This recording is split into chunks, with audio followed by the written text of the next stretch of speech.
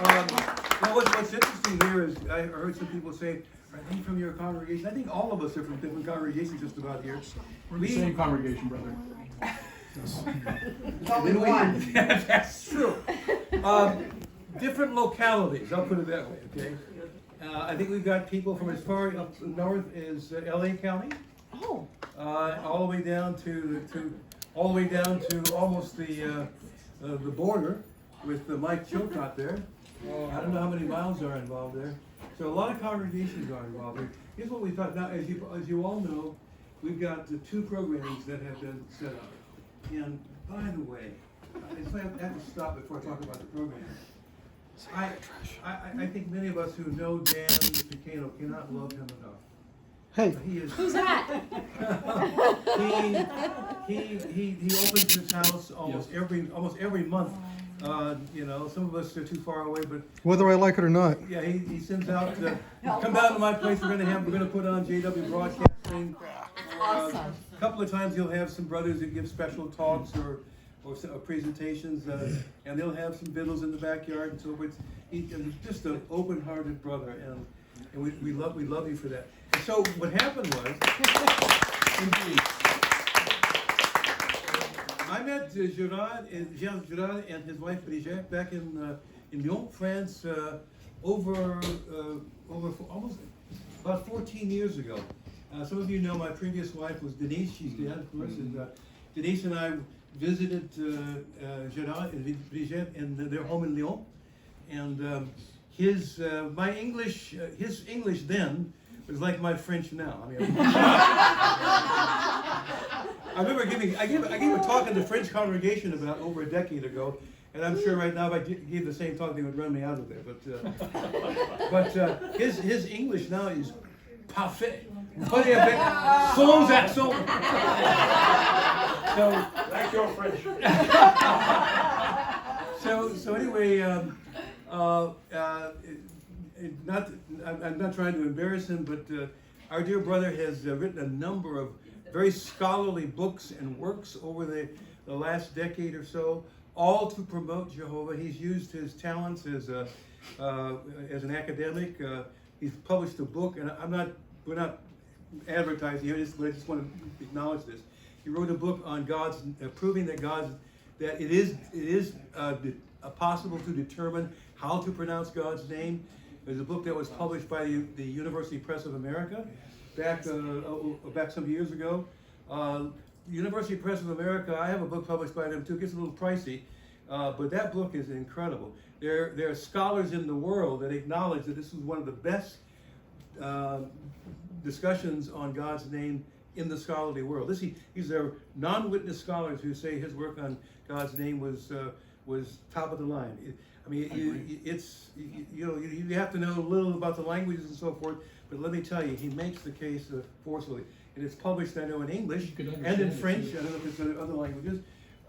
He's also published a lot of work. If you go to academia, online to academia.edu, there are scholars from around the world publish papers on various subjects.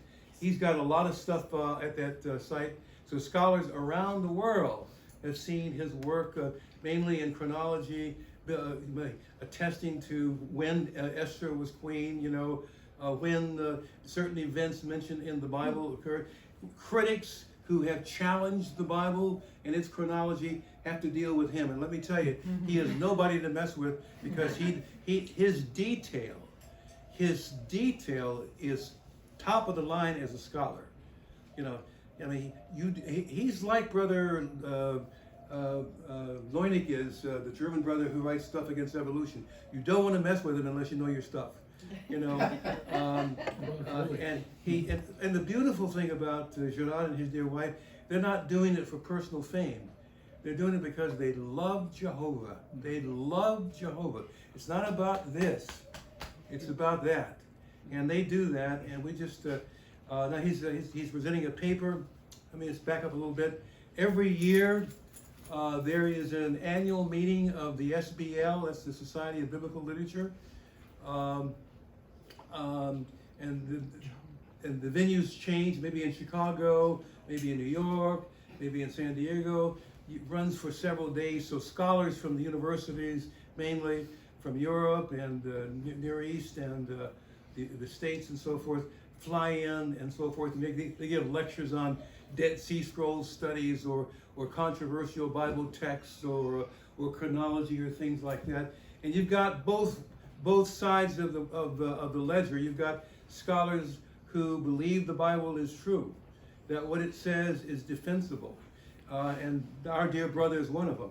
And then you have scholars, mainly from Scandinavia, who are called minimalists, and these guys are saying, there was no Moses, there was no Abraham, there was no Isaac, there was no Jacob. They're the kind of guys, if they dig up something to prove that the person did exist, they'll say, yeah, but the other stuff about him you can't believe. I mean, they'll deny everything until you prove it. If we say Jesus had 2 shoes, and they only found 1 shoe, they'll say, yeah, but that doesn't prove the other shoe existed. They're deniers to the end. But we've got brothers like Gerard and others, and sisters too, by the way, who are using their scholarly talents to praise Jehovah. We're pleased to have him in town. When he told me that he was coming to town and he was going to be here for a few weeks, I was thinking, I'm 30 miles away. I'm 30 miles away, and I'm thinking to myself, and I hadn't seen him. We've been communicating. We haven't seen each other for over a decade. And I said, let me call Dan. And you know how Dan is. That man was a man with a heart. And I was talking to Gerard the other day. He said, this guy is fantastic. He loves us. He's kind to us. He takes care of us. Okay, I'll stop. Sometimes you just go too far. Okay, so now He canceled all our plans for 2 weeks. Okay. So I need to stop because I need time for our dear sister. So we decided we would kill 2 stones with 1 bird. Because somebody got dipped in the water here a few months ago who's been studying about Jehovah and loves Jehovah and who has dug in Egypt and who's an archaeologist. And she mentioned that she was coming to one of these scholarly meetings I was telling you about. There's another one too called ASOR, and there'll be some discussions on Egyptian archaeology. And Trisha said she was going, and I was thinking, Trisha's in town. She's just up the street. Gerard's in town. Whoa! We've got an archaeologist and a person who's a PhD, who's also in archaeology, but mainly chronology. And they both love Jehovah, and they're going to be presenting for the world. Why don't they present for our brothers and sisters? And so then the question was, who we're going to invite. Now, Dan's got a big house, but you can't invite everybody. So he allowed me to to contact some people, and so that's why. And he, of course, got in contact some folks. That's why we're here. So we're going to have Trisha tonight. We're pleased to have her. She's going to tell us about her background, and we're going to do some great things. And then next week we're going to have Gerard, okay, and then they'll send you the bill later on. Okay. So, one last thing. I'm sorry, I think I've taken too much time, but let's do this real fast. Could you introduce yourselves individually, what congregations you're with? We'll start with Don. By the way, Don and I go back. By the way, he's got gray hair here. My wife the other day blackened my hair. You're not supposed to tell people that. They know it anyway. So Don and I go back for years. Early 70s. Early 70s, when I was in. We were the doo-wop teach. Yes. He was on the street corners. He was an elder in a congregation in Long Beach, and my previous wife and I we pioneered, and both of us loved Don. He was a man with a big heart, and we're certainly happy to see him here tonight. Yeah. And then Jacques too. Could he say his full name so we understand Gerard from the other line? What is your last name? In English? Well, my family name or my Full name. Full name. Gerard in English?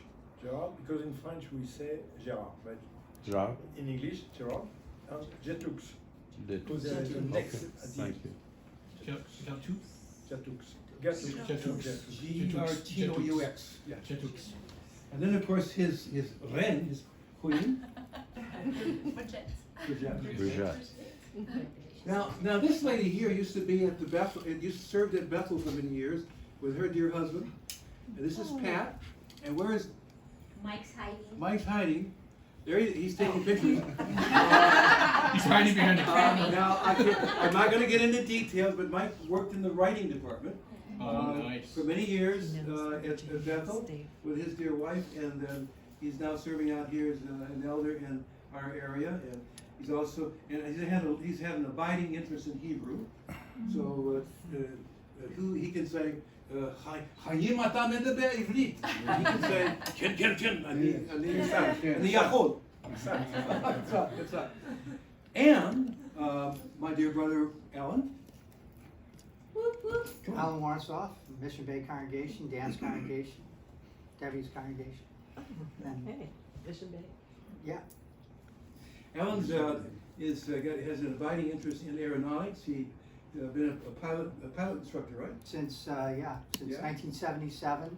Yeah. Loves the sciences. I mean, you can have nice discussions with him about the Andromeda and and dark matter and that sort of thing. And, No aeronautics and space program. entanglement and stuff like that. All right, and this couple, this lovely couple, who are always here. I love them. Frank and Patty Boudway. We're in Boudway. Pacific, Boudway. They used to be Baldion. So, but, yeah, my relatives are all from, French Canadian. Yeah. He speaks strange French. Yeah. This fellow sitting behind him has gone to, I don't know how many language congregations, Portuguese, Spanish, he's got to speak at least 4 or 5 languages. Keep going, Hal. Yeah, How many? Chinese now? Chinese, yeah, Sweetwater Mandarin Chinese congregation. Wow. Very big. Fishing. He stays as long as he can until they kick him out. So, Chop so suey. he loves Jehovah, and he loves to serve Jehovah in as many languages as he can. It's almost like Max Bernhardt, 11 languages or 12 languages. Wow. Okay. And so he speaks Hebrew with you now, I right? can say a little He hasn't got the Hebrew yet, but I'm sure that's on the agenda later on. Okay. No. No. Hi, I have Jonathan Spencer. Yes, John. I am San Diego native. Yes. Woohoo! And my mother's family's from Guam, Oh, and my father's family is from Riverside. Yeah. And That's close to Guam. yeah, very close. I've been to Guam. Thanks for sharing that. So I've had the privilege of living in San Diego most of my life, and I've got to take part in the latest congregation also, which was a great joy. The Farsi, You speak Farsi? the Farsi, Nistam, Kami. You coming about Merci. Mercy's French. No, they say mercy. Yeah, they were similar. We talked about Mike already when he had his queen there, writing department. And then this fellow here, when I was living in this area, he and I went out in service together a lot. That was my old buddy when he wasn't surfing every morning. And John Bishop, John, It's my turn to tell. your turn to tell your story. Time's up. Mission Bay congregation. Alan wouldn't admit that I was in the congregation, so he didn't say I was in the same congregation as him. It's an issue, but we deal with it. No, he goes back to Vicky back in the 70s. I know My his wife. wife a lot better She than came he to does. the Kingdom Hall with the guitar, Wait. barefoot and the guitar. And I was born right down here in Ocean Beach, and when I was about 29, 30, I decided I gotta get out of Ocean Beach, so I moved across to Bay Park. Nice move. We've got some vitamins, healthy people in the room here. You used to run you had a health food. Put some health food corporations together, yeah, Yeah. which were good. Maybe some of them you may have heard of, like American Health Foods in the 60s. You haven't heard of that one, maybe. But then there was, that one, Sprouts. Back in the 70s, put together a company that was taken over by a company, and we just kept moving up, and all of a sudden the Bonies took us over and we became Sprouts. And that was good. I actually came Boney's and then, it's a long story, but it was, We love sprouts. did that one. Good with I've been- salad. That's my tribe at sprouts. But then, venture into solo. I was one of the purchasers of the Pequeno Hall at Pacific Beach that became Pacific That's neat. Beach. Appreciate that. That was a foolish thing we did back in those days, and that's another long story. But it turned out. And go ahead. What were you No, going go to say? ahead. No, I'd rather have you say good No, things I'm about me. Next Tuesday night, Yeah. 9 o'clock. Oh, yes. I have a documentary PBS. on KPBS Oh. on hard to believe as it is for a lot of you people on surfing. Yes. Yeah. AM or PM? But it's Is it in the morning or the evening? 9 o'clock at night. At night. So Fine it's- time. it's- We've got a contract for 4 times the next, 2 times a year for 4 years. Wow. Wow. And here's a lady who changed my last name here. I don't say anything because he talks for me. Who, by the way, was born right here in PB. That's right. Oh, no. Yeah. On Graham. Yep. Yeah, we're houses that is now a Near hair Vermont. studio right there by 7-Eleven. That yellow house. Yeah.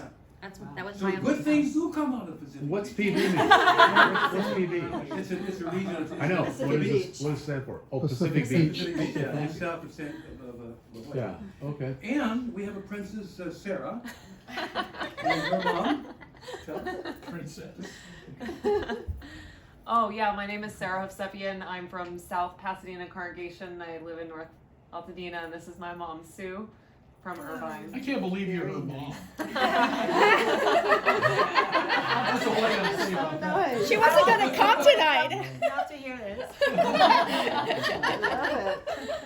And I absolutely love that I'm here with all these brothers and sisters who not only love Jehovah but also have all these other extracurricular, academic, scholarly ambitions, and I love that. So I'm like so excited to be Well, here. tell us about yours. Yeah, she's a smarty pants too. I work at Jet Propulsion Laboratory at NASA, and I work on robots that are going to the moon. So, yeah. Wow. And hopefully we'll get to see them when we're in the New World, right? We'll see like the remnants there, and we'll be like, yeah, we'll build better ones. Artemis. Yes.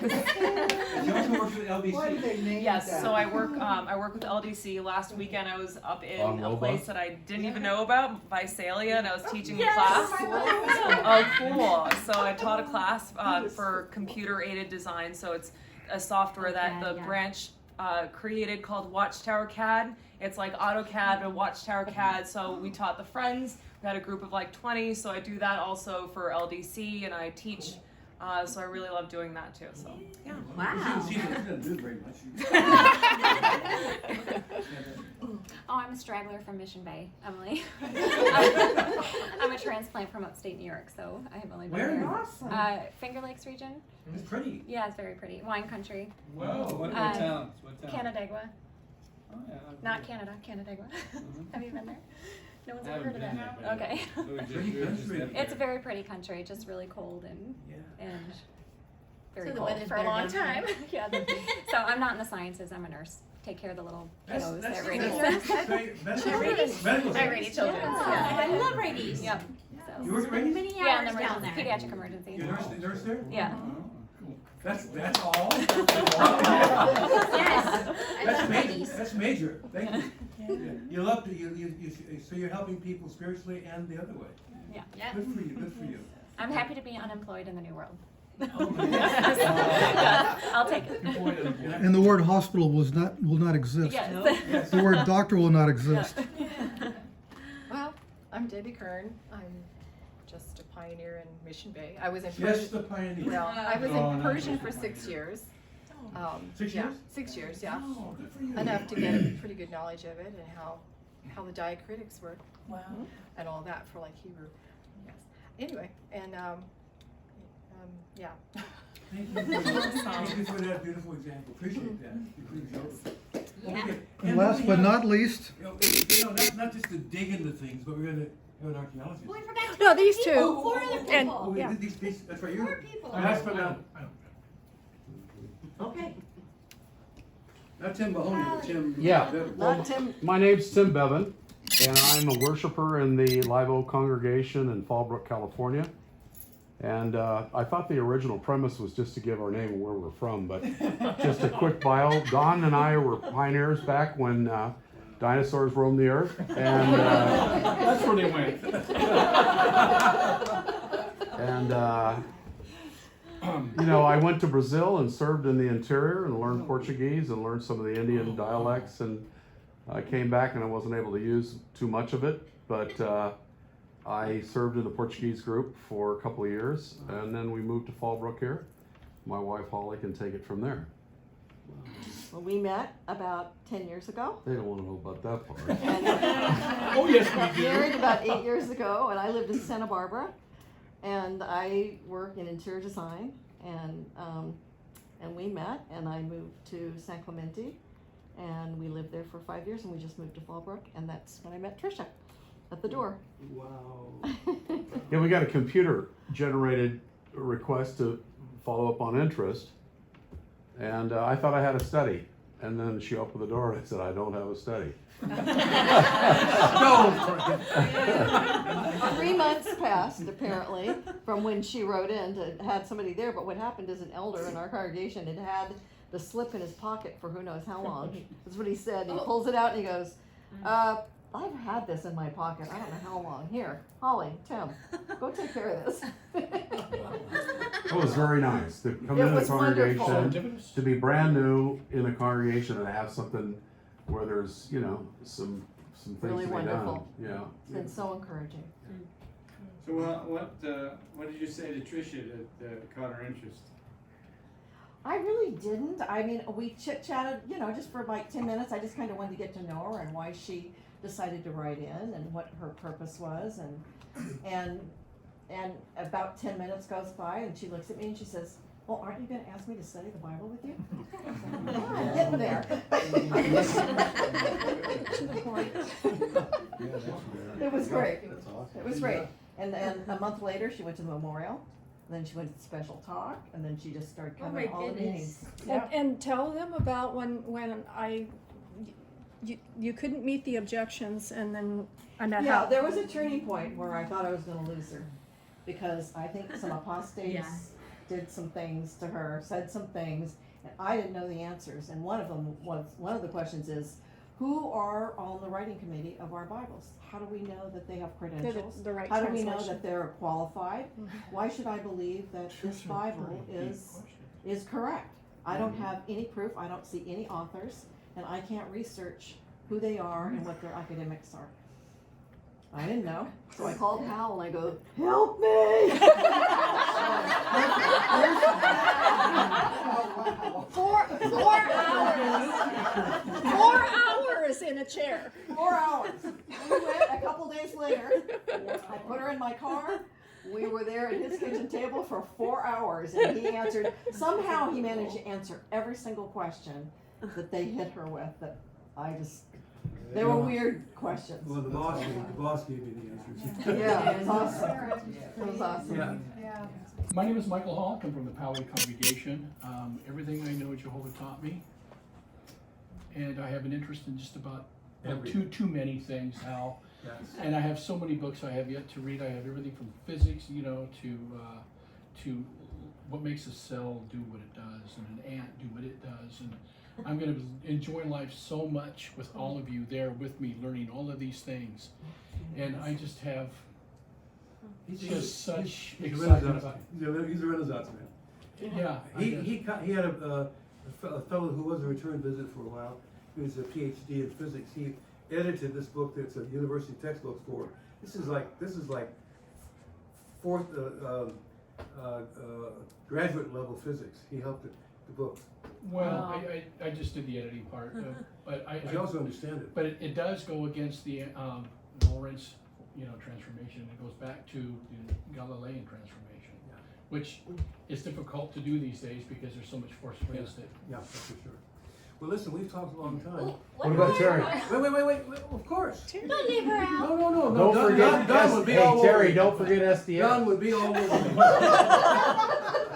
Terry. Oh, I wasn't gonna bring that up, Tim. That is No part way of I'm gonna miss- no my way. dubious backstory. Tim said, don't forget SDS, and that is true, that during my college days, I was, yeah, majorly, and there were no peace and freedom parties, where I was hoping that peace and freedom would come to the earth But somehow. a lot I of people just didn't don't know know what how. SDS is. Yeah, SDS was a radical group on campus. It was Students for a Democratic Society. And I'd been a foreign exchange student to Japan when I was in high school. And there was a book at the time that was called, now I can't think of the title, The Family of Man. And it resonated with me, the idea that human beings really were all alike, and why couldn't they get along? And the thought that I was going to a country that my father had fought against in World War II, and now we're friends, and I'm staying in their home. Japan. None of this made any sense to me. So it was after I'd graduated from college and some things, and science is one of the things in college that kept my belief in a creator alive during a time that I was surrounded by more atheists than agnostics, and especially astronomy. And so I started studying in Long Beach, and studied. This is a perfect day to remember Carla Oliva Vogel, who studied with me, because she was one of the people, one of the brothers, one of the sisters who lived behind the Iron Curtain in Berlin. She and her mother and her sister escaped in a luggage compartment of a train. So their experiences behind the Iron Curtain, there was something that I needed to know that the miracles that I was reading about in the witness literature, that they were true, that these weren't made up stories, that here my teacher lived this, and it was real. Wow. And today is the day that that the wall came down. Yes, it is. And they said, Marian said, if the wall can come down, anything can happen in this world, and Jehovah can make it happen. So. And Trish. Sorry. Oh. Yes. All right, this has been a really long road for me. I feel like I'm actually at the very beginning of embarking on the direction that Jehovah has prepared me for my whole life. And the talk that I'm going to give tonight, it's actually not a talk. It was like a mini documentary that I prepared 10 years ago when I was in Egypt. And the opportunity that I had was phenomenal. It didn't come, it just came out of the blue. I had changed my career because I gave birth to my youngest child as a Native American, and she's part of a Southern California tribe. And I was already in school, back in school to do something different. I get bored, and I love the sciences, I always have, and I thought, okay, I worked on the Hill in La Jolla for so many years for senior executives. I want to do something I want to do finally. So back in school I went, and nursing came up. I thought, okay, this would be good, because my husband at the time was a research physician at UCSD in chronobiology. He was very brilliant. He died of cancer at a young age, unfortunately. But he always encouraged me to do, to pursue my educational goals. And so I thought, okay, now I have a daughter that's Native American. Well, I was already in school, and I started taking classes just, to learn more about the tribe and the way of life and everything. And I fell in love with anthropology. And I was taking classes at the Cooper Cultural Center in San Diego. and sitting side by side with the natives who, at the time, they hadn't built the casino or anything. So we were living reservation style life, very basic. I lived there for 7 years. I made my decision that, hey, I wonder if I can make a living at this. So, because I'd already was out there trying to save sacred sites. The Quetzal Indians at Yuma were talking about in Indian Pass, they were talking about that the Glamis, this Canadian gold mine, was coming in and they're desecrating our sacred site. And so I was part of a small group at that time. It was during, if you remember, the Hale-Bopp comet. Yep. Well, we were around the campfire that night. It was just a handful of us. The medicine man of the Quetzal said, I'm going to tell you the creation story of our peoples. This is the Colorado River people. And as he told me this, or all of us this, we were all mesmerized. And he said, and we don't look at the comet. And the people hadn't killed themselves yet in Rancho Santa Fe. He said, we don't look at that because we know it's evil. So we won't look at that. He told us the creation story, and I thought, something is strange here. This is a direction that I really need to go on. So I went back to Palomar College, where I was taking the classes, started spreading the word about that they needed help. One thing led to the next, and all of a sudden, the senator, at that time was Barbara Boxer, she and her entourage came down, showed up. Lori Couture got called out, and they gave the tour. We all went out there again, and sure enough, they stopped it. It went all the way to the White House. Bill Clinton signed the executive order at that time to protect the Native American sites.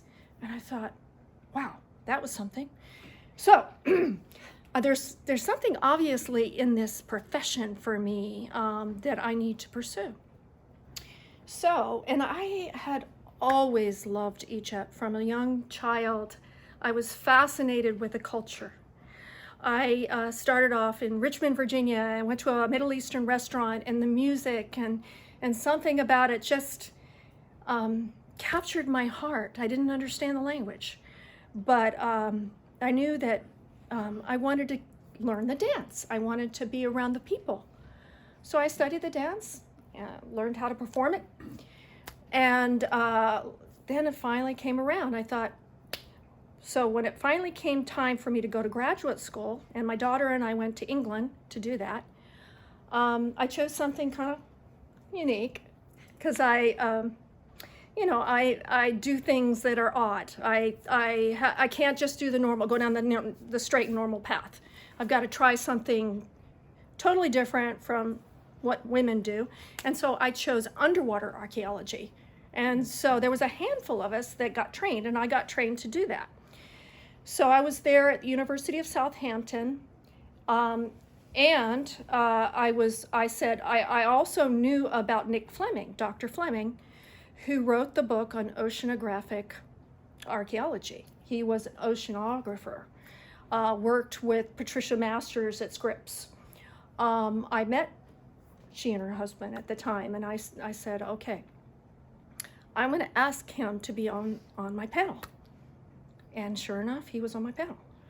And so then everything changed. All the doors opened. I got to go to Turkey, and I chose a topic very quickly.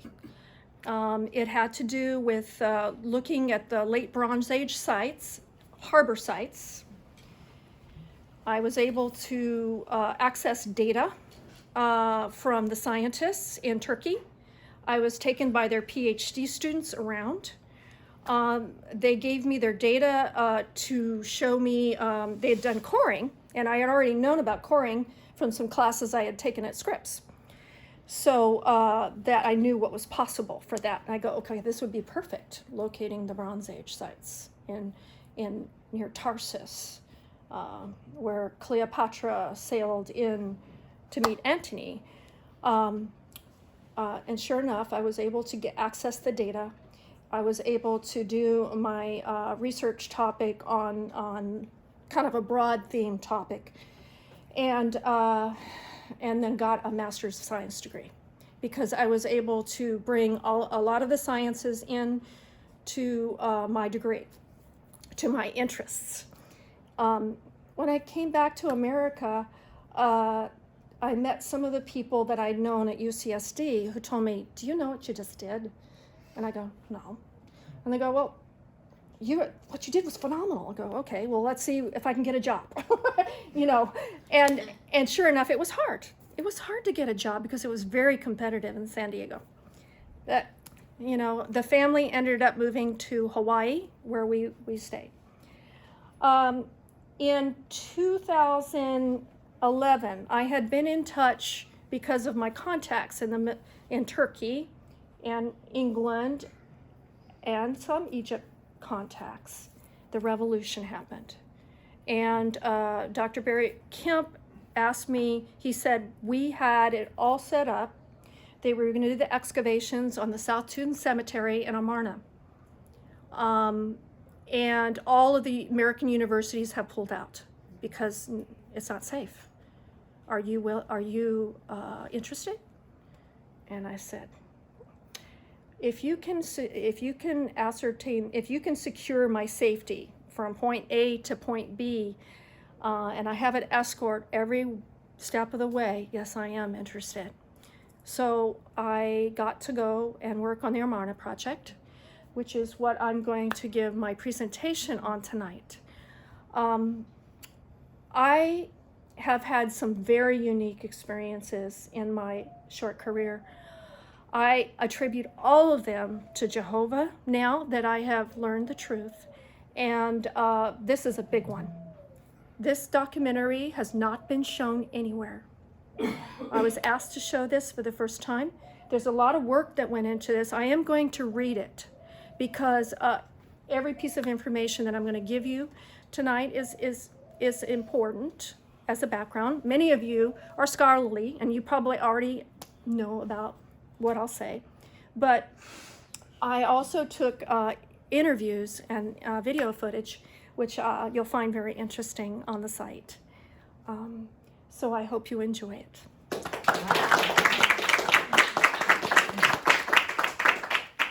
And we start off with a prayer, hopefully with one of the brothers. Okay, go ahead. Our gracious God in heaven, Jehovah God, we petition you in Jesus' name. We're very grateful, Jehovah, that you reveal the things that magnify you and your great name and your purpose for the earth, for humankind. That you've done this, Heavenly Father, through not only the scriptural investigation, but also the investigations we see in proofs of the earth and what it gives. The whole earth is yours, and you've revealed it to us, Heavenly Father, and we're very grateful. We offer this prayer asking your blessing in Jesus' name. Amen. Okay, get the lights out and we'll start. You have a flashlight. I'm going to be reading it this way. There was a Hopefully you can see it.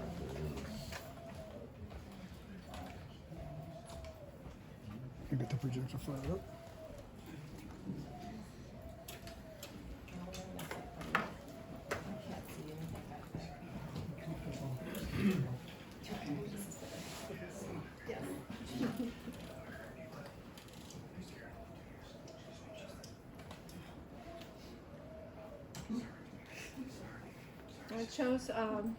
I chose this scripture because it really sums up. David did a wonderful job talking about how I felt as I was embarking on my own personal journey, and I really had a heart for lots of people that I felt were abused or part of a minority or just not looked at. And that path started very young when I was in grade school. So this is a wonderful prayer.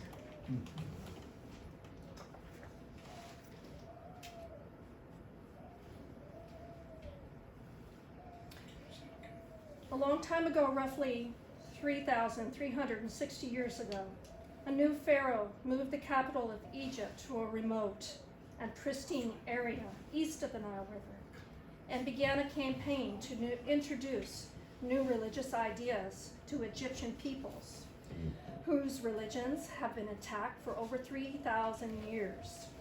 In this short span of Egyptian history, the impact of this visionary revolutionized Egyptian art and religious practice that reverberates through history and all literature today.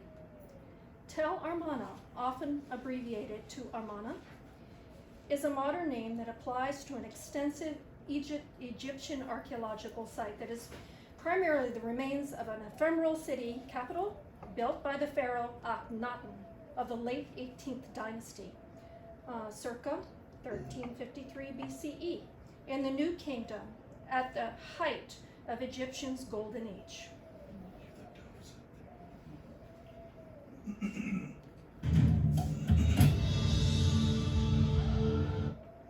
Sorry. Little glitch here.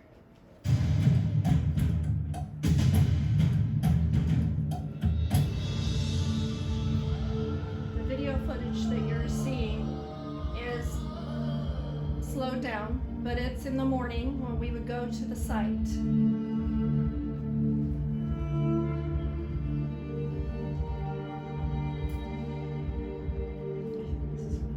For 11 years, Akhenaten reigned in what is today El Amarna, was the second son of Egypt's most prominent pharaoh at that time, Amenhotep III. His older brother died prematurely and he became pharaoh as Amenhotep IV in 1350 BC. Ever since he was young, the new king had been mesmerized by the dazzling solar imagery at Thebes, which is spectacular, meticulously choreographed rituals. Aten was something new. He had been a relatively minor aspect of the sun god Ra Horeti, venerated early in the Old Kingdom 2,000 years earlier.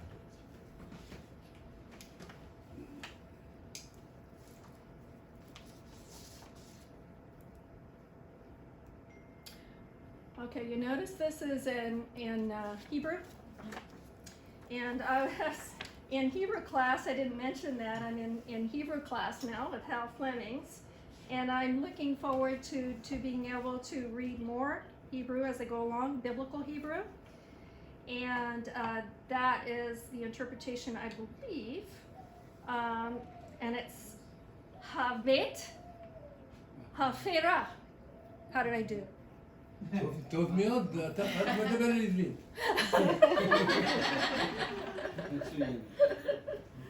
Okay. בית החפירה.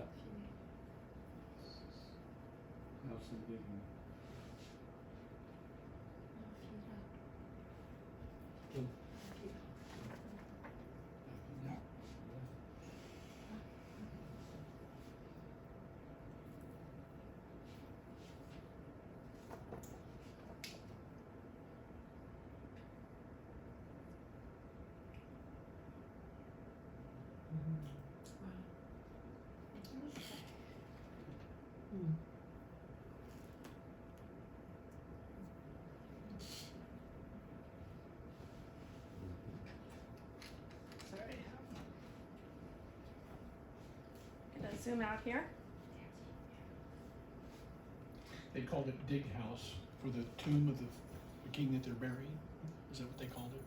Dig Yeah, House? the Egyptian Exploration Society, that's what they use. Oh, I see. Pembleton, and a lot of the archaeologists, you'll see video footage of this. That's the Nile River.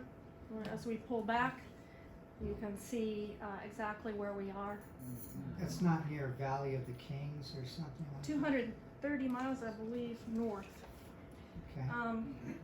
Okay.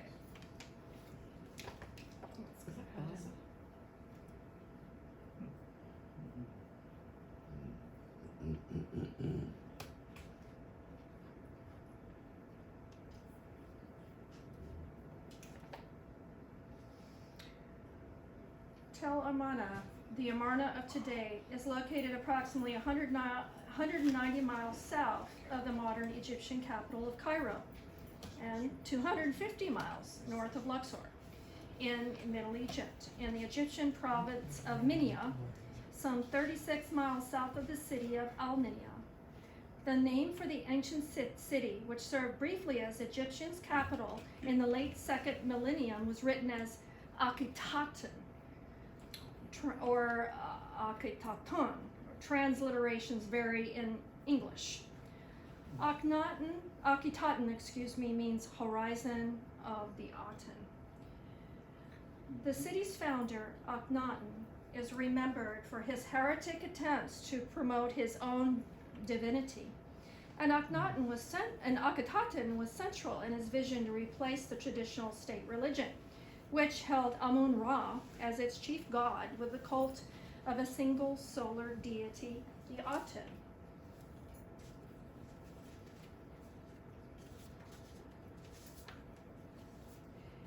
The emphasis on solar cults is seen throughout the 18th dynasty, though increasing promotion of the god Aten, a manifestation of a long-established Ra-Horaiti, first seen as an independent deity under the reign of Thutmose IV.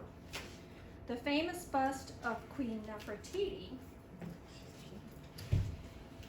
was unearthed in the workshop of the sculptor Thutmose between 1907 and 1914 by the German expedition led by Ludwig Borchardt, if anyone knows German, and can today be seen at the Altes Museum in Berlin.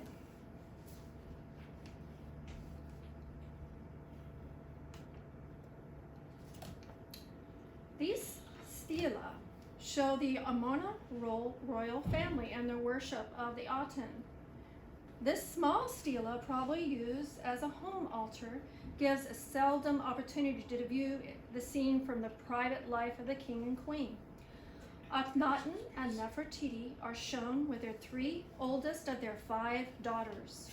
While the daughters are being held and caressed by their parents, the placement of the god Aten central to the scene is representative of an official monotheistic religion in the Amarna period. Aten is represented as a sun disk, with sun rays ending in proffering Ankh signs, meaning life signs, for the royal couple. Only through the intercession of Nefertiti and Akhenaten could ordinary people partake in this divine salvation. The body form shown in the relief, the overlong proportion, wide hips, thin legs, and the forward curved necks are typical of the early Amarna artistic style. The royal family spent time at their Amarna palaces and temples, included the king's house, the Great Palace, the North Palace, the Great Aten Temple, and the Small Aten Temple. The pharaoh and his wife Nefertiti dedicated these temples and shrines to the Aten with open-air architecture where massive quantities of food and drink were offered on offering tables.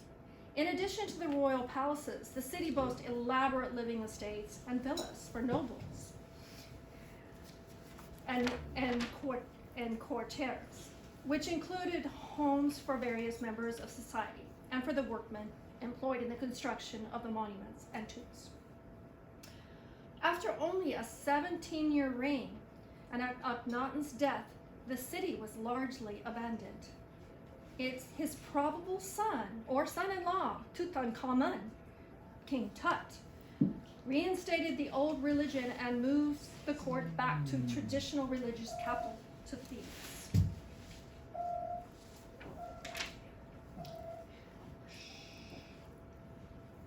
And he established the old religion. Over the next few years, Akhetaten was abandoned and the city dismantled in 1332 BCE. Later rulers dismantled monuments at Amarna for building material and left the city in fall into ruin, and it was occupied again in the Coptic period. What motivated Akhenaten to abandon the worship of Egypt's traditional gods? in favor of a single god, Aten, and remove himself and the court to a city to build midway between Egypt's traditional capitals of Memphis and Thebes. Scholars are just beginning to answer these questions. First, let's examine the historical context that formed the decision to move Egypt's power center to the New Kingdom.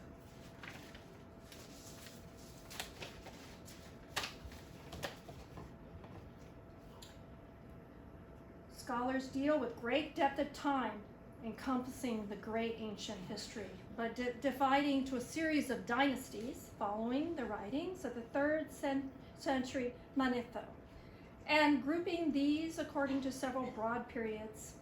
The story really begins a long time ago, where ancient peoples were drawn to the banks of the Nile because of the surrounding verdant, fertile lands, and abundant source of food and water.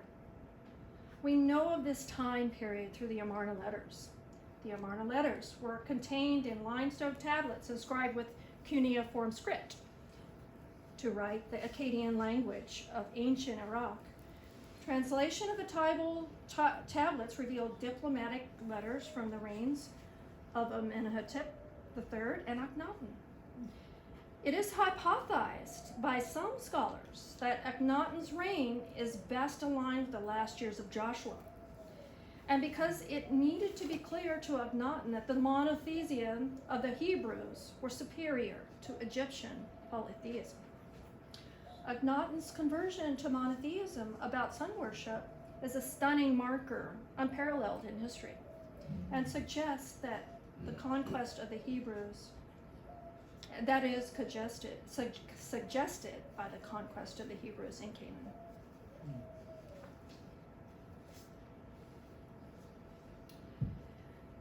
Diplomats have been sent to Egypt from the courts of the kingdoms of Mitanni, Babylonia, Assyria, and Cyprus, and from Egypt's vassal states in Palestine and Syria.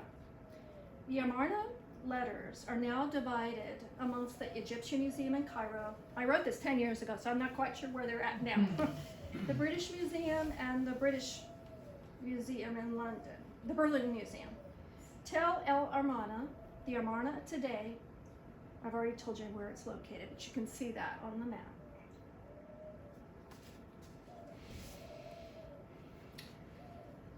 The site of Amarna is situated on the east bank of the Nile River and includes several modern villages, chief of which are El Til in the north and El Hajj Kandil in the south. The city stretches 6 miles north and south and 2 miles east and west. The Nile River forms the western boundary, and the 100-meter scarp face of the eastern high desert forms the eastern boundary. The ancient royal city stretched along the cultivation desert interface and the workman's and stone village lie in small valleys between the 25-meter erosion terrace, east of the 100-meter scarp face. 16 known boundary stela mark the boundary of the ancient city. The boundary stela demark the sacred place for Aten via Akhenaten's vision. Akhenaten was the whole desert plain of which the city was only a part. The stela were methodically sought out and noted in 1891 and 1892 by the archaeologist W. Flinders Petrie. He designated each by means of English alphabet letters, as you can see on the map.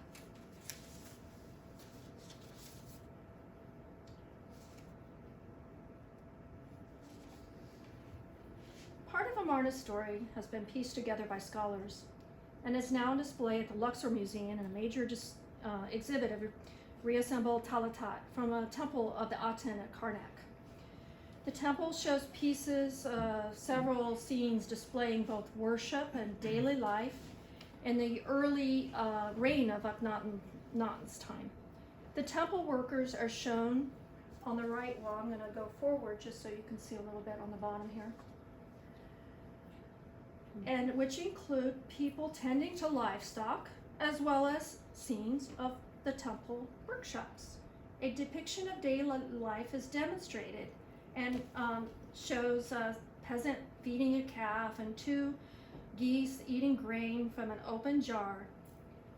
Not only the reliefs on Amarna's tomb walls have given us a glimpse of what daily life was like, and the archaeological work has produced artifacts finds such as travertine bowls, steatite pendants, leather products, workwood, pottery, and flagstones, metal and stone tools, which show us glimpses of the work that these people have accomplished. Workers would have been involved in animal husbandry, quarry and stoneworking, food production, tomb building, textiles, basketry, cordage, metalworking, glassing, glazing, jewelry manufacture, artisans, sculptors, painters, potters, scribes, entertainers to include musicians, dancers, acrobats, and singers. Here is a photo of the mask of a man at Amarna. This life-size mask is one of a series from the workshop of the artist Tutmosis in Akhenaten.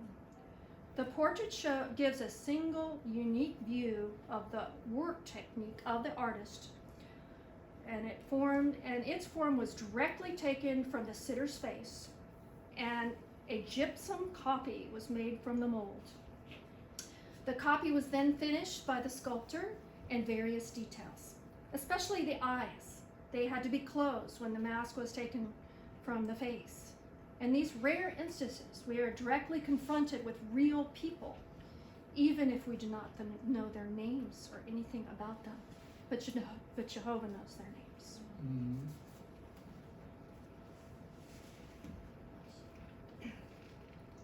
The early work is shown here in this timeline. It's pretty extensive. The abandonment of Akhenaten after a single generation increases its value immensely as a sort of time capsule. The significance of studying the ancient settlement is that it offers close to a true picture of the city and its original urban setting of its temples. The first expeditions and maps were the French and English, followed by Prussia. In 1887, a peasant woman digging for sabbath, agricultural fertilizer, found a cache of 300 cuneiform tablets, from which it is possible to partly reconstruct the foreign affairs of the Egyptian Empire in the late 18th dynasty.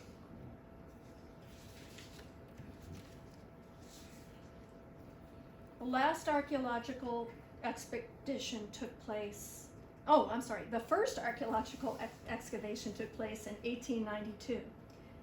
The outlines of the city were mapped in the 19th century. In 1892, Alessandro Barsanti discovered and cleared the King's Tomb, although it was probably known to the local population from about 1880. Interesting time frame. About the same time, the famous British Egyptologist Sir Flinders Petrie excavated widely for one season. Howard Carter, famed for his discovery of Tutankhamun's tomb, recorded the royal tomb of Amarna, and Norman Degaris Davies published the private tombs of Amarna in 6 volumes. Unearthed in the workshop of the sculptor Thutmose between 1907 and 1914 by the German expedition led by Ludwig.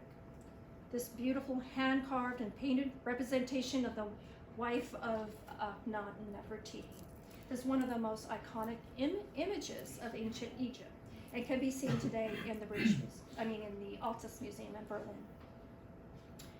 Excavations in 1922 as part of the site, now uncovered by the modern village of El Hajj Kondu, close to the river, uncovered buildings and debris that belong to a continuation of occupation in a later New Kingdom.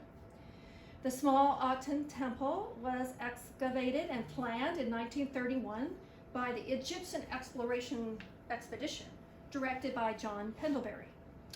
The temple consists of a large rectangular enclosure surrounded by thick mud brick walls strengthened with external buttresses. You're going to see a video in a second.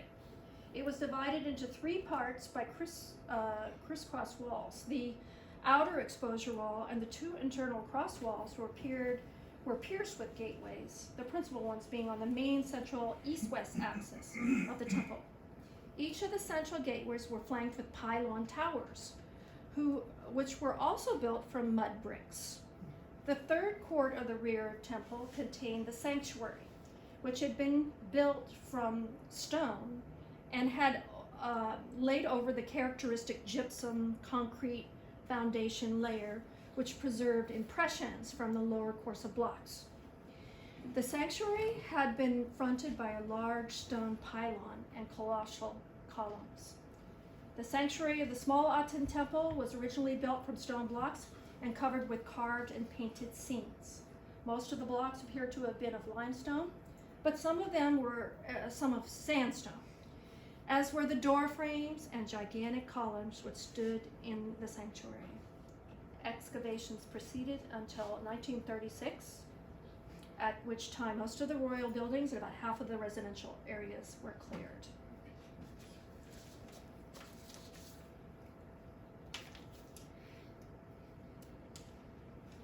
Oh, sorry, I have to go down. I forgot I had to do that. Anyway, we'll get through it. Okay, here we go. Before I start the video, I'm going to just tell you a little bit about Berry Camp. The current work of excavation, survey, and preservation under the auspices of the Egyptian Exploration Society began in 1977 and under the direction of Professor Barry Kemp. Utilizing many of the large pieces from sandstone columns found by Pendlebury, a partial reconstruction of the sanctuary has been achieved by setting upright in the approximate positions of the original columns. Enough pieces remain to allow for a reconstruction of the whole shape. Using column samples, a column segment reproduction was produced in the UK by sculptor Simon Bradley. From these, an entire column was produced and erected in 1994.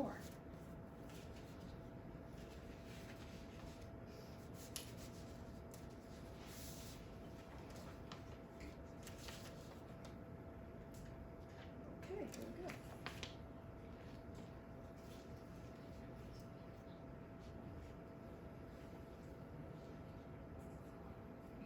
Oh. Sorry. Okay, I don't know. Something's going.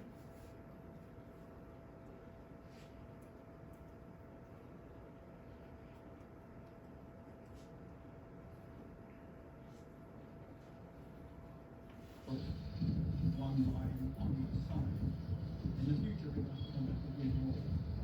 Okay. And this is our different platform.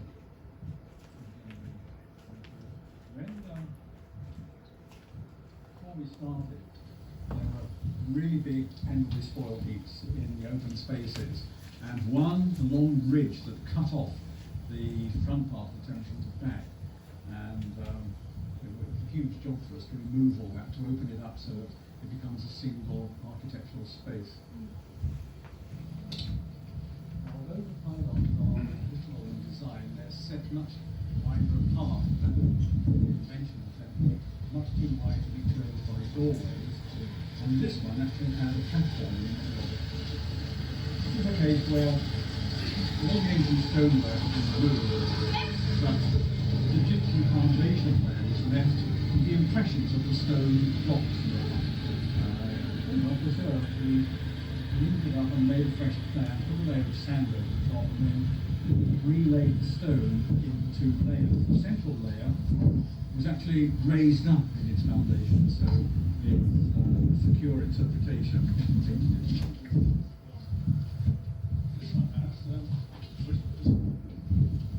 This is the corner of the door jamb.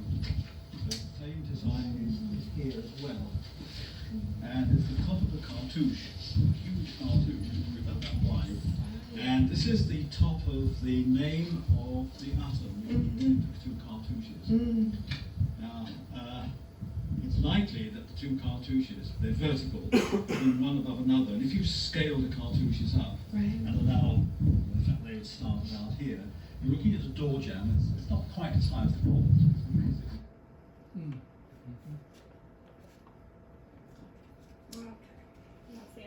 There's more videos to come.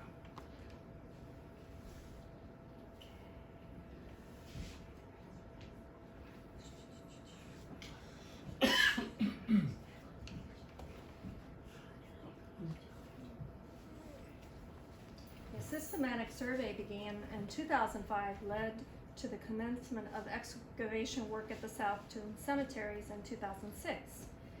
The 2005 survey had identified the presence of a cemetery based on surface scatters of human bone and ceramics on the eastern slope of the wadi. Additional exploration of the wadi began in 2006 season, revealed that the first cemetery likely extends from the previously noted and proved to be affirmative. These cemetery locations are termed the upper site, the lower site, and the wadi mouth site. And these were accomplished in 2011 season. See if you can pick me up. The 2011 season of excavations of the South Tomb Cemetery ran from 14 November to 28 December and consisted of continued excavation of the lower and the wadi sites. The archaeological team comprised of Anna Stephen, Julie Rogers, Trisha Drennan, Nabil El-Habkham, and for the rest of the season, Barry Kemp. The SCA inspector was Mr. Saeed Abd El-Hamid. In addition, 3 SCA inspectors worked at the site, whom I had the privilege of actually training, and they helped assist as well. So where are you in that? I'm the blue top. But you'll see more. Extension of the lower site from the previous season consisted of expanding the 5-meter wide trench that had begun to cross the floor of the wadi. Across the full length, the top layer of sand and gravel was removed to the depth where the outline of grave pits became visible. The term wadi refers to a wash Yeah. basin where flooding occurs Yeah, exactly. from time to time. Okay. Yeah. It's actually a place in our Bible. Yeah, under maps. There's a lot of wadis in the Israel water flow. Every desert has That's one. right. That's right. It's an area that's clean. Thank you. The surface. Go ahead. I'm sorry. The surface of the wadi mouth site is more broken by erosion channels, making excavation and identification of graves less straightforward. Excavation was limited to a block of 4 new 5-meter squares. I hate it when that happens. Is that you? No, that's not me. That's me. Oh. Huh? What did you say? Those are my assistants. They're great. They help do a lot of the retrieval of the sand, the digging, and I did the fine-tuning work. Here they are. Wow. There we are measuring, and you can see the outlines of the graves starting to come up. This is where academic archaeology you use with the brushes, and after a while I went, how am I going to find these people in the sand? They go, oh, just keep brushing, you'll see. And literally the sand would start folding in, as you can see on the edges, and a grave pit would reveal itself. Wow. Were these bodies just laid there? Were they wrapped in anything or encased in anything? You'll see next. Okay. Here we go. Oops. Oh.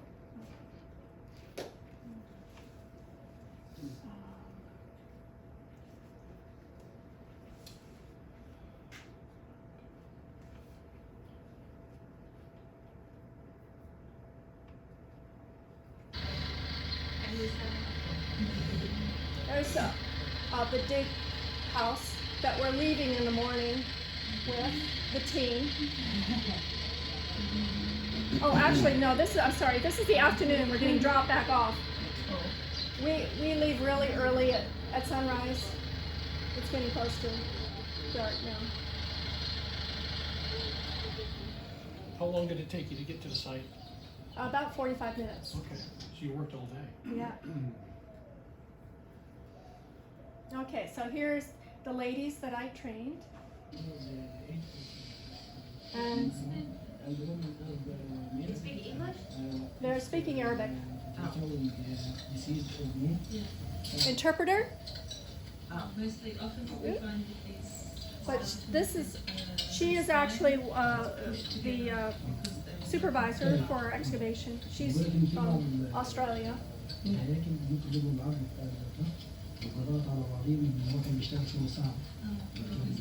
were probably carrying the stone for Akhenaten's city. And also they were dying very young, so maybe if you were 35, you were a very old person. And they were also very short. They were not tall because the food in their diet was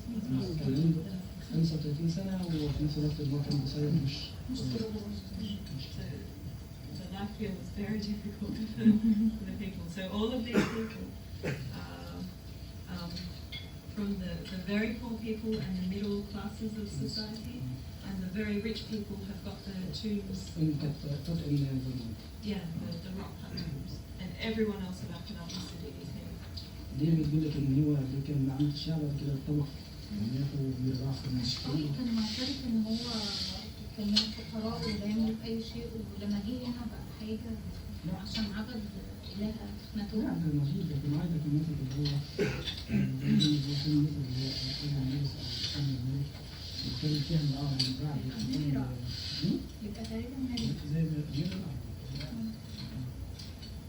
فده خلي بالك هنا الاكتشاف ده يعتبر من اهم الاكتشافات لان كده هو بيجي على حكايه فين دايما كنت تجري في العناوين ومش عارف فين المكان اللي هو المهم.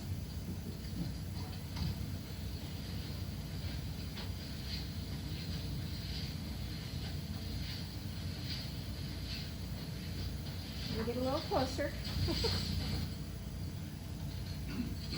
What's the temperature?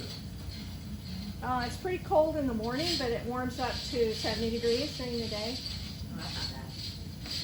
They have found a coffin here. We'll see the, it's a wooden coffin.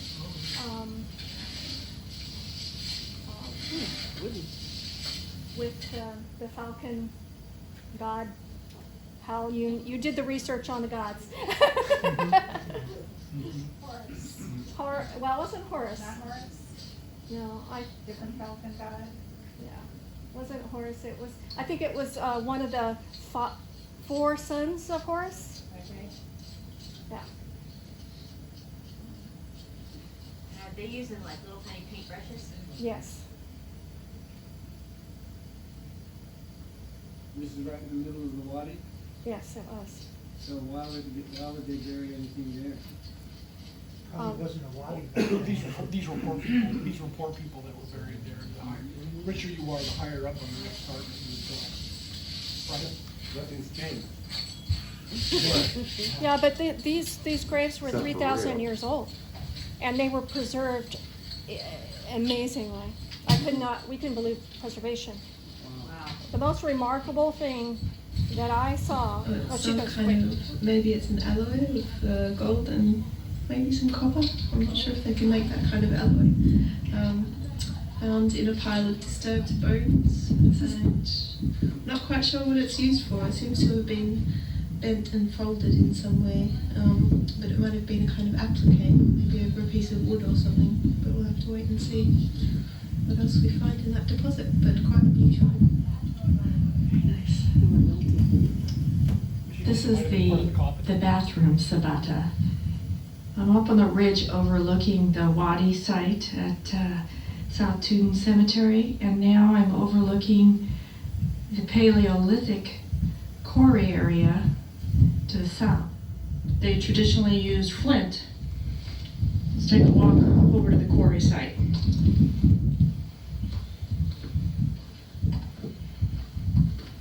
This appears to be a lithic scatter. Only an archaeologist will see that.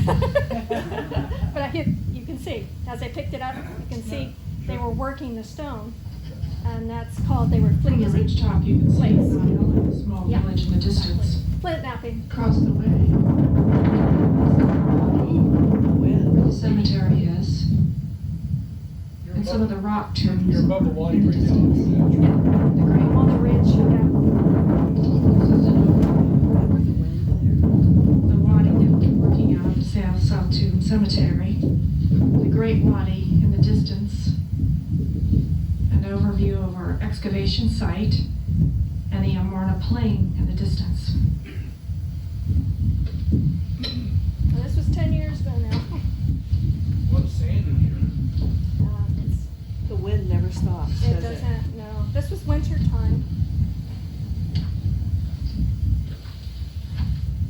So as I'm gonna walk a little bit closer, you can see that everything's gonna come in view where we're working. Very Martian. That's for you, JPL. That's right. Is that why people have those scars on their face because they have windburn? Yeah, it's true. Oops. Okay, here we go. Let's go back to reading.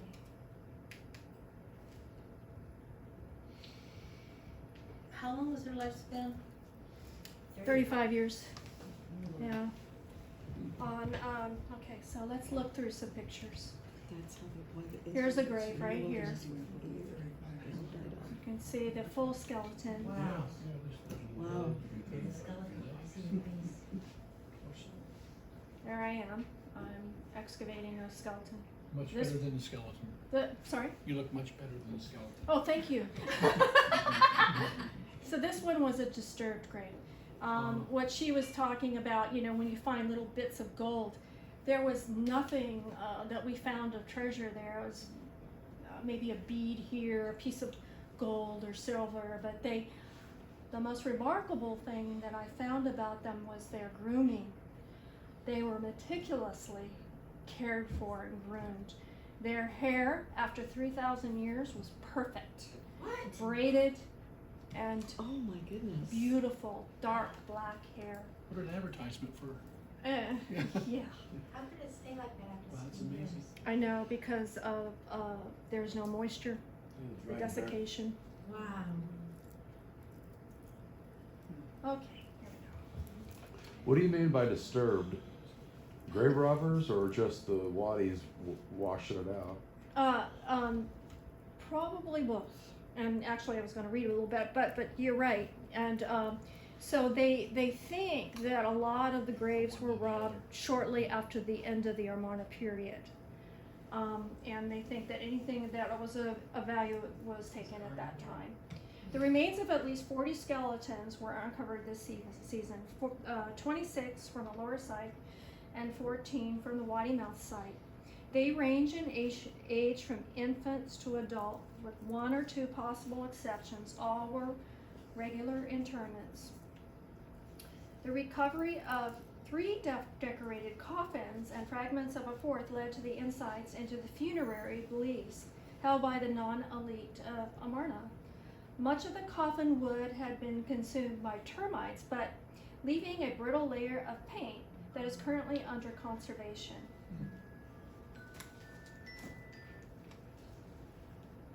And there it is. So the name of that god is Duamut, I believe. He's a falcon-headed god that is one of Horus's kids. And so you don't pronounce the F, so it's Duamut. And he was to protect the intestines in the Coptic jars. I don't see anything there. I know. That's just the remains of what's left, the shell of the coffin that was being conserved.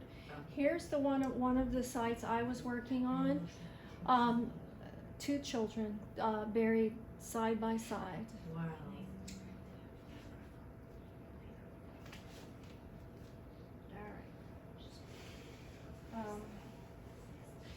This is an example. Okay, that's it. I already did that one. All right, Here we go. A number of grave markers have been discovered during previous excavation seasons of the South Tomb Cemetery. They consist of carved limestone slabs and rock cairns, like the one you just saw previously. Stela 39446, a limestone memorial. Some stone discovered at the lower site portrays the deceased present within chamber or doorway beneath or within a mountain marked either with twin peaks or within the rounded hills that frame sunrise on the eastern desert horizon. Marker to a right, a limestone memorial stone discovered at the lower site with a style of informal, intimate, and affectionate portrayal of the family, which is one of the hallmarks of the court art of the Amarna period. See, Terry, I knew you were going to enjoy this. So here's an overview of the block that I was working on. Other finds were very few, as I was talking about.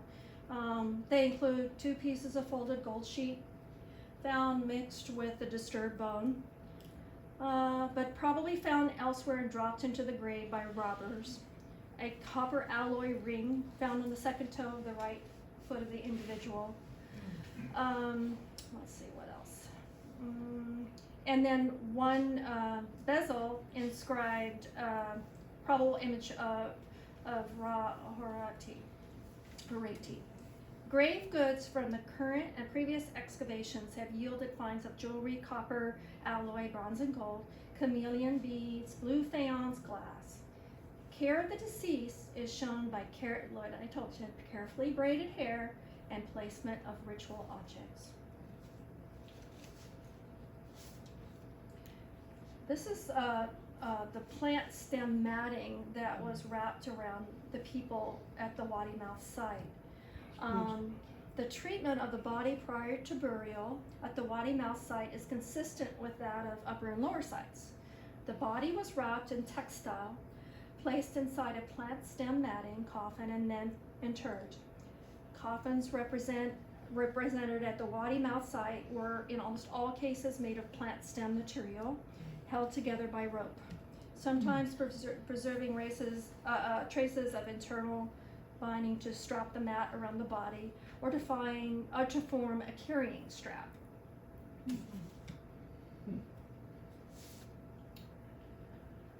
The persistent high proportion of individuals having died between the ages of 10 and 20 years suggests that South Tomb Cemetery represents evidence of a catastrophic burial assemblage. The University of Arkansas and the bioarchaeological team analyzed bones for stature, development, and dental health. The bones allowed evidence of arduous work, lifestyles, and poor nutrition. I just recently, because I actually wanted to get some experience in doing what the University of Arkansas bioarchaeologists did, applied and was accepted into a short program in Hawaii at the John Burns School of Medicine, and I learned their techniques. So I do have that now. I can go back to Egypt or Israel or wherever I want now. I have the same tools at my fingertips. Choice and orientation of burial style and whether a wooden coffin are used and the number of kinds of burial goods demonstrate that the people were not affluent at all or socially connected. And this is a wonderful statement, interview by Barry Camp. He says, that it's really sad when you kind of see the status of the workers because you're at the prominence of this golden age of Egypt where they're living in influence, but you have a real division between them and the workers. It's almost like, the Hebrews. So I certainly ask the question that these people will not be forgotten.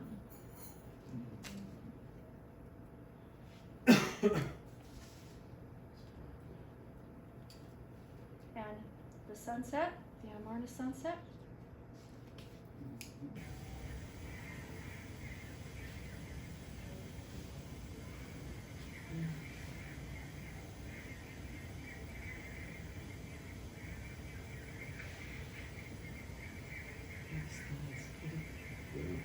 Is that raw? He's getting ready to swallowed up by Going to sleep. by Geb or by Newt. Newt, yeah. And there's my team that worked with me. And Julie Dawson, she was another archaeologist that was brought out from America. Just two of us, both blonde. Those are the two blonde ones. You they work for cheap? Well, thank you very much, and we'll open the What did I do on time? So, you have a question? That's interesting. We've got a sister who's dug in Egypt, and we've got a brother over here who's written about Egypt. so, I have a question. And I think Terry has a question.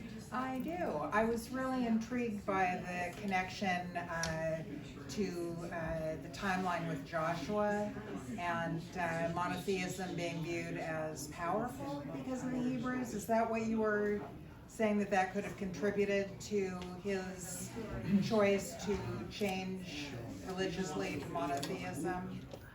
Well, this is one of the things that scholars, biblical scholars, have looked at and hypothesized, you know, it's up for debate, really.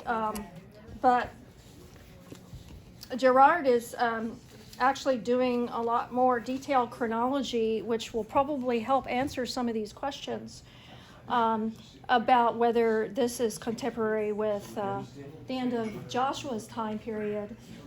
We just don't know right now. We need further tools, for instance, the cosmology, the astronomy, to date certain things, because radiocarbon dating is not accurate by itself.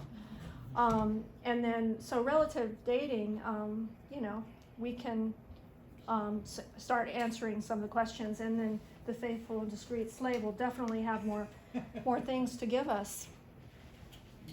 I have a question for you too. Mm-hmm. Now you mentioned that you dug in graves in there, and obviously I know that for Native American cultures they have issues with that. And was there any issues with that culture there? I'm just curious. Not at all. I don't know if it's because of the 3,000 years has passed or what, but I think they want to know, and they are proud of their heritage. So they're after me, actually. Some of the contacts I made, when are you coming back and work? So, yeah.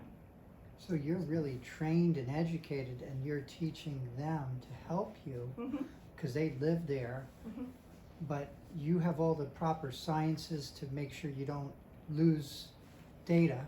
Right, exactly. Because you could disturb and ruin everything, and you won't learn. Well, it's so easy, especially, I mean, I was really careful, and I didn't quite know. I'd never dug a situation like that, because we have hard pan soil here in San Diego. I've worked many other sites. The closest thing that came to that was I was asked to sift sand in Hawaii to pull out the iwi, little bones, because the Hawaiians feel the same way as the Native Americans, you know. So, but in this case, it worked out beautifully. I mean, it just revealed itself. And with precious. So, but they don't have any major training, or how much classes did you teach them, people they're working with? Very little, or a day or a few days? We were out there a week together. Yeah. But you train them before you go to the site? No, on the job. On site. On the site? Oh, that's cool. Wow. Step on those bones. I'm just going to mention, now you've been to the British Museum, right? Yeah, you mentioned the carbon dating being so inaccurate. The brother that ran that Bible tour over there, one thing that was just absolutely mind-blowing to me was they had a mummy that was super well preserved, and originally with carbon dating they figured it was 15,000 years old, and this brother's gone now. No. Anyways, they did like a dating using almost like an MRI system. Oh, yes. And they said, oh yeah, this guy's like 5,300 years old. And then he said, how old was Adam? So Yeah. we're talking a contemporary of Adam. Wow. So that was Incredible. just so amazing, looking at this well-preserved, he must have fallen into some silt or something that preserved him, but Exactly. that yeah. was just so The pres- amazing just to think about that, a contemporary Adam. The preservation in that desert. It was really neat. Just a comment as per her question, it certainly would have had a psychological effect on the people of Egypt if all of their gods were completely conquered, destroyed from their viewpoint because of Jehovah, the God of the Hebrews. Yeah. This might have had a tremendous effect, not just on the leaders, Mhm. but the populace that were there witnessing this whole thing, and that politics were around then too. Oh, for sure. So For sure. I could see I mean, I think this Akhenaten. occurring. I'm not saying that's proof, but No. it certainly suggests it. You know, I was there, and being in a place is amazing. I mean, you feel things from where you are, and I thought, wow, you know, he must have really known something that told him to do this. So, well, I guess we'll find out, won't we? Yeah, we will. Yeah, we will. Eventually, we will. Mhm. Yes. I was just going to say that they do that at the British Museum. They do talk about the utter contempt that Jehovah showed for these gods by the way he initiated these charges, these salvos, if you will, and he just knocked every one of them apart. And I think, you know, I love it when it's said in the fewest words. And brother Jeffrey Jackson said it at one of our videos a few months ago. He says that when Jehovah does something, he does it with style. And he doesn't just do it, he does it, it's big. So we can expect the same in the future. That this isn't just gonna be, you know, your everyday sweep up. It'll be profound. And that's why they say that we have no idea how big this is gonna be. You know, I see things on Facebook on storms in the South, and I think, wow, that's good enough for Armageddon for me, but that's nothing. And so when Jehovah does something, there's a humiliation factor, and it's to show how much patience he had, but at the end of the day, you either worship me or you don't. And I thought that's powerful. You'll have to know it's Jehovah. Yeah, that's why it's irrefutable. His trademark, his signature will be irrefutable. What was the Pharaoh's You mentioned name something to me that was that interesting, you said. when Moses left? Oh, go ahead. Ramses? Ramses. The second? Yeah, But- Ramses. but- So he came after Tut, right? He Yeah. had to have. Yeah, they think that he was the one that raided all the colossal Oh. monuments from Amarna. Oh, And- really? and Was put- Ramses? I know, yeah. They think The that. biggest egomaniac. Yeah, he was. But, you know, it's now, it's really interesting to look back and see everybody talking about, oh, Ramses is the one that, you know, but probably not. Would you say you're learning more about the people, society, the culture from these lower people of Egypt that you're discovering than they would have than they did if they're, you know, discovering these edifices that were meant to stand forever? Because, you know, there's the political side of it also is to tell the story only their way. Yes. But the people will tell you the real story. The real people. These were probably their slaves. Yeah. Before So they you took must the be learning an Israelites. awful lot about. It was a real pleasure to be able to live with them and work side by side and just. I mean, the people that you find, what you're discovering in In the the grave? in the graves, yeah, learning about the people themselves, the culture back then, you know. It was. It's an eye opener. Sad. And sad. Yeah, I haven't forgotten. Any more questions? Give this lady a hand.